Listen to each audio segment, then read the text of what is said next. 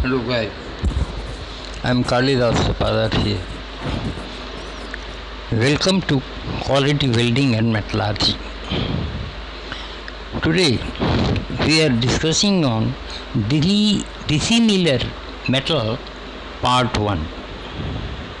Contain of this material, dilution and alloying, melting temperature, thermal conductivity, thermal expansion, pre-heat and post-heat treatment, other welding consideration, weldman-base metal interaction, joint design and service condition, corrosion and oxidation resistance. Dilution and alloying, the calculation of the weld metal composition assumed that type 316 stainless steel is welded to a 2/4 chrome 1 moly alloy steel with nickel chrome alloy filler metal type ER NICR 3. Calculations are following. Calculation composition of the base metal and filler metal. Choose as an example. Melting temperature. Joining of dissimilar metal by fusion welding require melting of both base metal.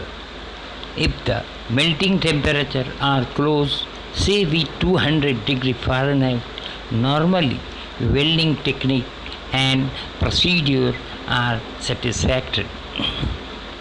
Then there is wide difference in melting temperature.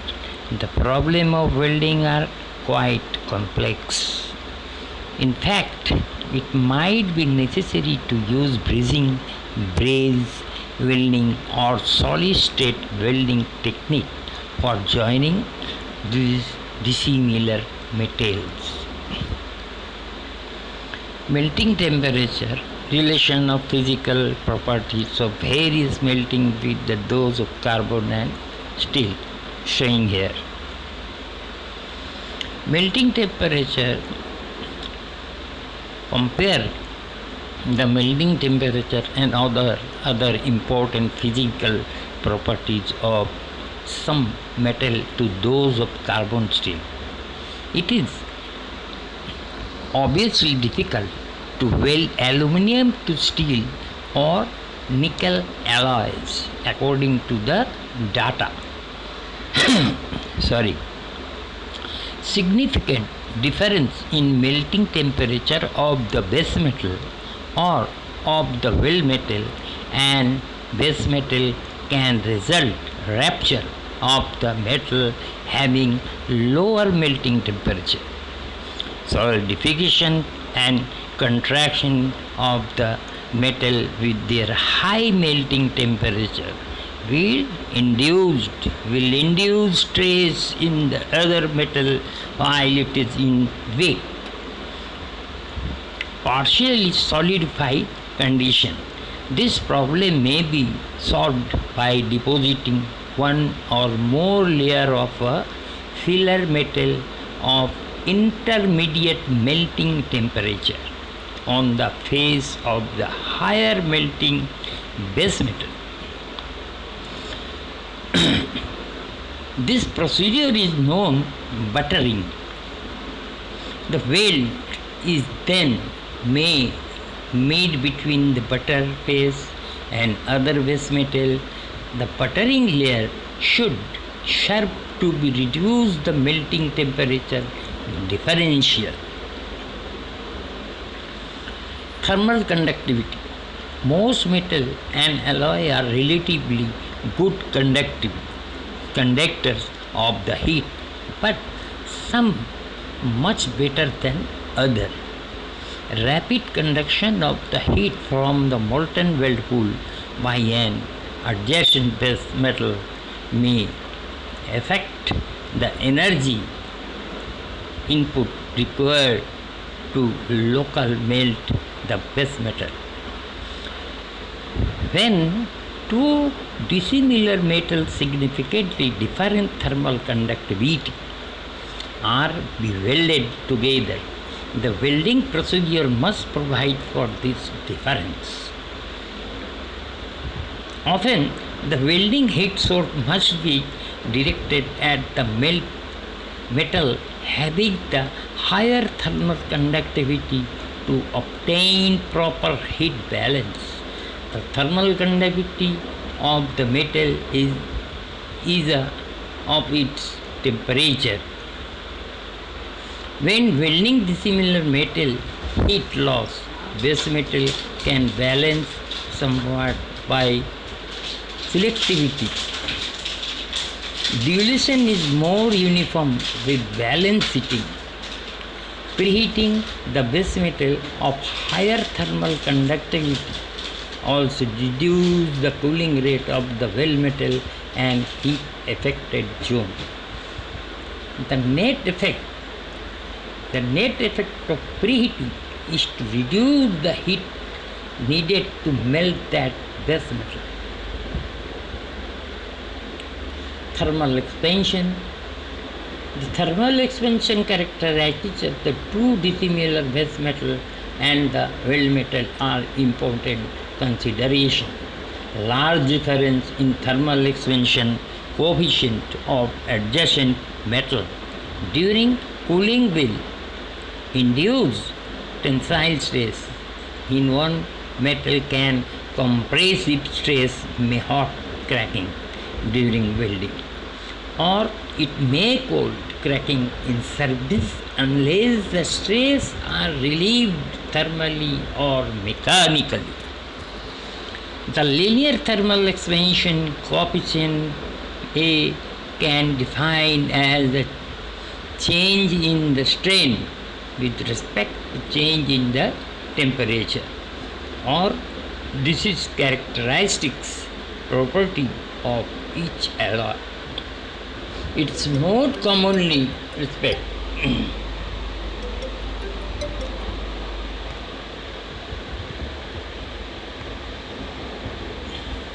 It is most commonly respect as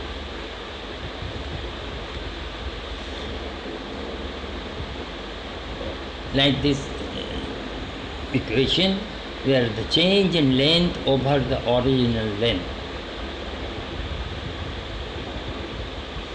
Thermal expansion, the stress is the heat affected zone of the metal associated with the dissimilar metal interface can be estimated using the following equation, where E is the elastic modulus of the metal, delta is the difference in linear thermal expansion coefficient between two metals. The difference of mismatch in coefficient of thermal expansion between the metal in a dissimilar metal joint produce stress in the joint. The factor is particularly important in joint that will operate at elevated temperature in cyclic temperature mode. A common example of this is austenitic stainless steel to ferritic stainless steel transition pipe joint used in fossil fired power plant. Ideally, the linear thermal expansion coefficient, the weld metal should be intermediate between those of the weld metal, especially if the difference between those of the two base metals is large. If the difference is small, the weld metal may have an expansion. The coefficient equivalent to that of one of the base metals. Dilution of the deposited metal can affect its expansion coefficient. For example, dilution of pure nickel with copper tend to increase the thermal expansion coefficient. For dilution, a certain amount of iron, carbon or molybdenum to reduce it. iron, chromium or molybdenum tend to reduce it. Preheat and post-heat treatment. All alloy that require preheat and another alloy that does not can be done if the preheat can be independently applied to the proper side of joint. Post-weld heat treatment requirement for dissimilar metal joint may pose a challenge to a designer. The appropriate heat treatment selection of an appropriate preheat or post-weld heat treatment for a weld joint can present a problem with some dissimilar metal combination. Weld heat treatment for one component of the weldment may be deleterious to other component for the intended service condition.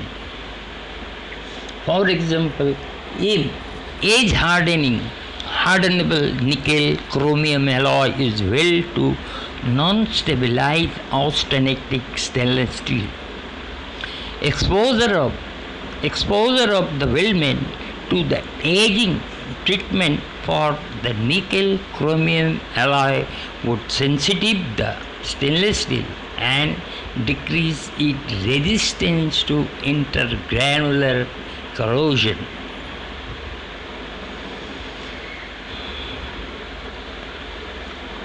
One solution is suitable austenitic stainless steel if this acceptable. Another solution might be butter the face of the edge hardenable nickel chromium alloy component with the similar alloy that is not edge hardenable. This component is then heat treated to obtain a desired property. Finally, the butter surface is welded to the stainless steel component.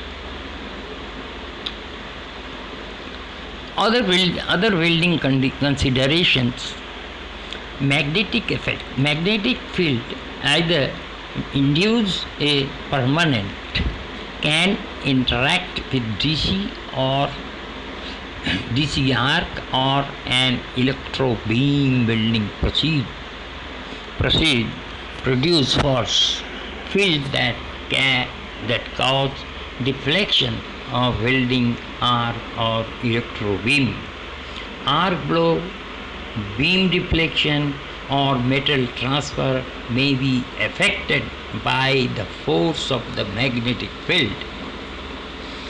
Magnetic flux may be generated by the flow of welding current in one or both components, residual magnetism or nearby external source.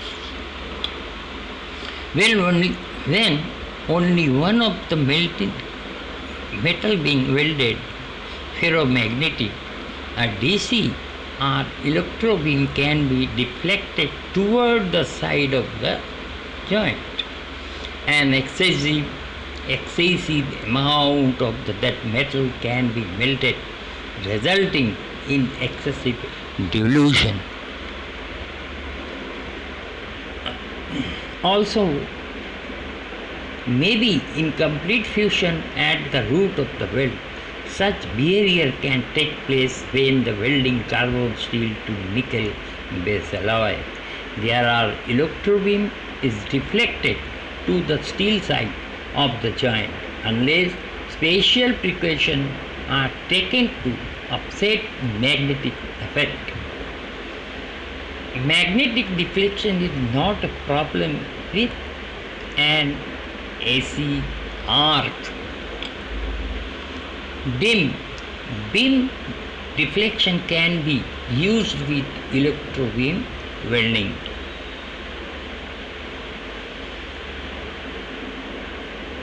Weld metal base metal interaction. Weld metal penetration is to the grain boundary in the heat affected zone of the base metal can occur in certain alloy system. The result in like, like to be intergranular cracking in the heat affected zone. Usually, the tendency of this governed by the law of liquid melt embrittlement. For instance, molten copper rich weld metal can penetrate carbon steel grain boundary during welding. This degree of penetration can be greater when the base metal is preheat or under tensile stress or both. Joint design. When design butt joint between the similar metal, consideration must be given to the melting characteristics of each base metal and the filler metal, as well as dilution effect. The joint design should be particularly provide for appropriate dilution in the first few passes. Place in the joint when welding from one side. Improper dilution should be result in layer of weld metal possessing mechanical properties that are inappropriate for the intended service, particularly when the joint will expose to cyclic stress.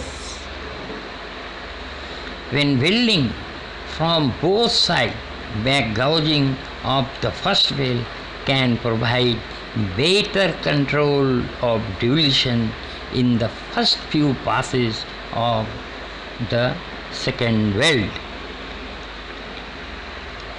Service condition, mechanical and physical property.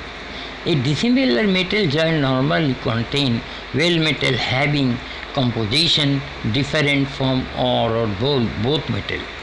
The property of the weld metal depend on the filler metal having a composition, the welding procedure, and the relative dilution with each base metal.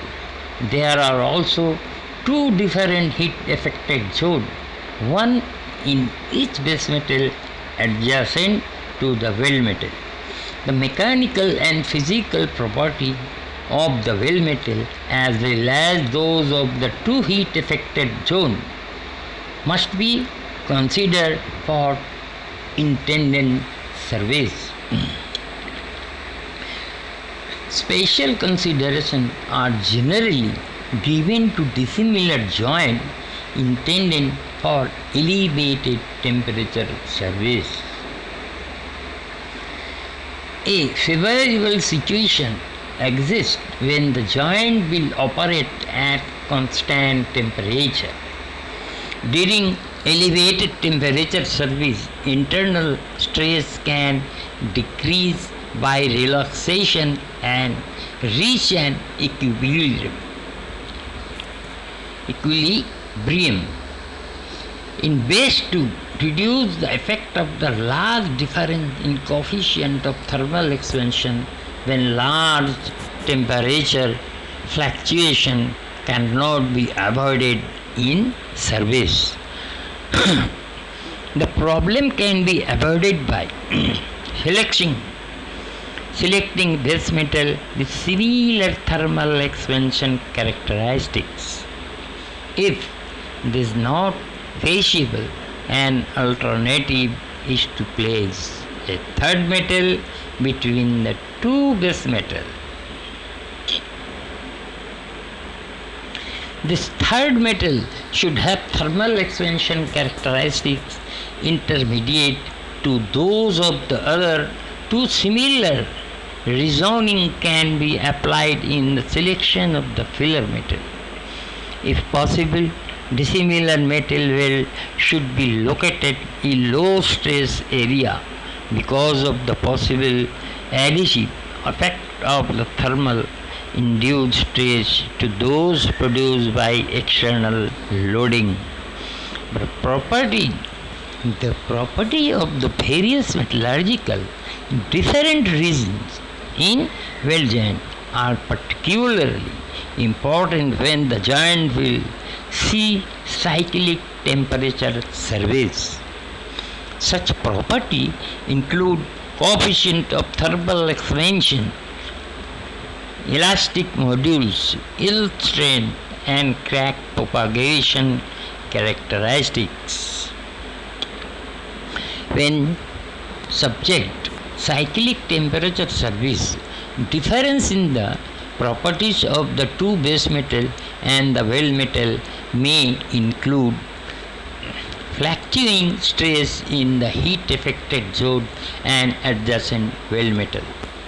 Crack may develop as a result of metal fatigue and cause early failure of the joint. Service life under cycle temperature condition will depend on the ability of metal to resist cracking as well as crack propagation. Since various metal properties change with temperature, it is difficult to mathematically predict the behavior of dissimilar metal weld joint in service. Thermal cycling of sample weldment followed by mechanical and metallurgical evaluation can provide information on expected service performance.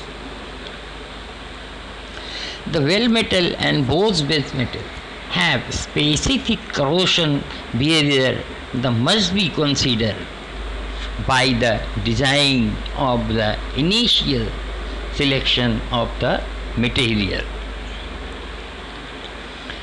For example, the fact that sensitization of certain austenitic stainless steel promote corrosion in specific environment is an important concern in weld involving those steel.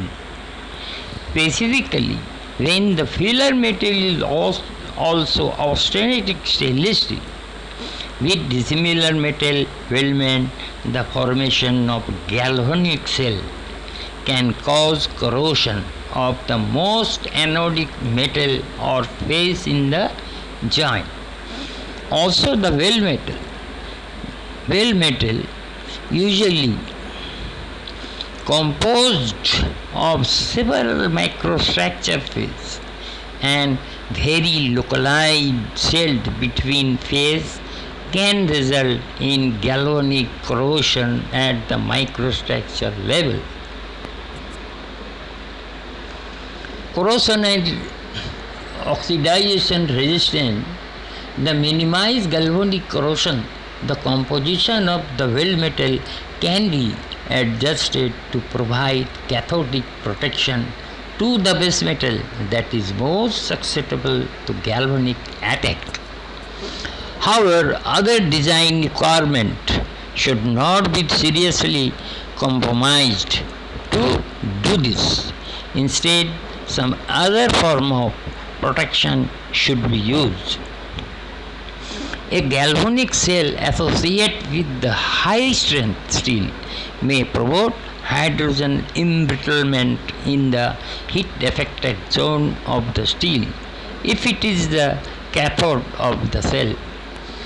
Hydrogen embrittlement must be considered if the service temperature of the weldment will be in range of 40 to 200 degree Fahrenheit and the weld will be in highly stressed area the assembly.